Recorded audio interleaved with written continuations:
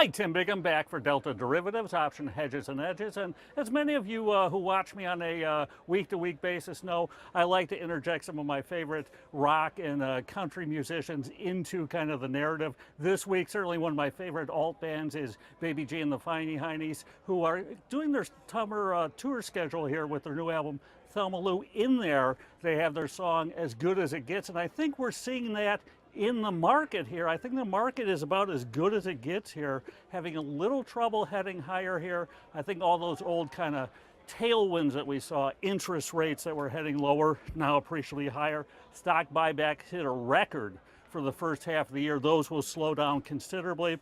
Normally a seasonally kind of bearish period, July, August, normally a tough mine historically for stocks. So I just think it'll be rough sledding going forward. So with the VIX still at low levels here, last I looked it was still under 13. I think buying just some cheap puts out in August and September probably makes a lot of probabilistic sense, given the fact that it will only take one bad day, kind of like what we saw in Netflix today, to have those things explode. So Netflix is one that, given that subscriber growth rate that was abysmal here, I think the upside is long gone in Netflix. I'm selling out of the money call spreads relentlessly on this name. Momentum is broken, targeting kind of that 400 level for sure out in September, even creeping down to the 390 level in August. Hedging by buying one strike higher calls just to define my risk.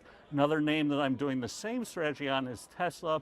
This one, I think the faith is certainly broken here, especially given kind of the tirades that we saw out of Elon Musk recently, and certainly the cash burn rate on both Netflix and Tesla that is becoming somewhat alarming here, especially given the valuation. So I think it'll kind of be a quiet period here. We're really coiling tightly right around the moving averages as well in the S&P 500 and the NASDAQ. I think the Russell, that big outperformance starting to come in as well. So I think a lot of the old positives have become somewhat negatives here, and I think it's time to maybe take a little money off the table. So until next time, as always, here's the good trading. Take care.